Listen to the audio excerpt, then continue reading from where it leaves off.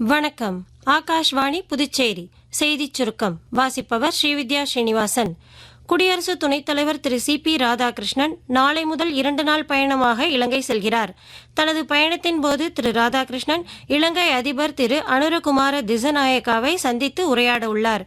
மேலும் அந்நாட்டு பிரதமர் டாக்டர் ஹரிணி அமரசூரியாவையும் பிற முக்கிய பிரமுகர்களையும் இலங்கை வாழ் இந்திய சமூக தலைவர்களையும் குடியரசு துணைத் தலைவர் சந்திக்க உள்ளார். பிரதமர் திரு நரேந்திர மோடியின் 133வது மன் கி பாத் எனும் மனதின் குரல் நிகழ்ச்சி வரும் 26ஆம் தேதி ஞாயிற்றுக்கிழமை காலை 11 மணிக்கு ஆகாஷ்வாணி மற்றும் தூர்தர்ஷன் தொலைக்காட்சியின் அனைத்து அலைவரிசைகளிலும் ஒலிபரப்பாக உள்ளது. இந்நிகழ்ச்சியில் இடம்பெற வேண்டிய கருத்துக்களை பொதுமக்கள் நமோ செயலி, மைகவ் இணையதளம் மற்றும் 1800117800 என்ற கட்டணமில்லா தொலைபேசி வாயிலாக வரும் 24ஆம் தேதி வரை தெரிவிக்கலாம் என்று அறிவிக்கப்பட்டுள்ளது. இந்தியாவில் CA இறுதித் தேர்வில் முக்கிய மாற்றத்தை இந்திய பட்டய கணக்காளர் நிறுவனம் அறிவித்துள்ளது. இதுவரை ஆண்டிற்கு 3 முறை நடைபெற்ற CA இறுதித் தேர்வு புதிய அட்டவணையின்படி மே மற்றும் நவம்பர் மாதங்களில் ஆண்டிற்கு 2 முறை மட்டுமே நடத்தப்படும் என அறிவித்துள்ளது.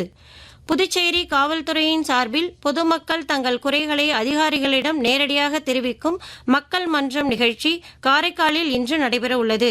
காரைக்கால் போக்குவரத்து நகர காவல் நிலையத்தில் நடைபெறவுள்ள இந்த நிகழ்ச்சியில் காலை 11 மணி முதல் மதியம் 1 மணி வரையும் நடைபெறும் என்று மாவட்ட நிர்வாகம் தெரிவித்துள்ளது.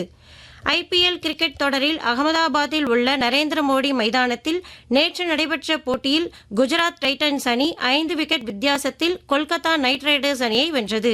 இத்துடன் இந்த செய்திச் சுருக்கம் நிறைவு பெறுகிறது.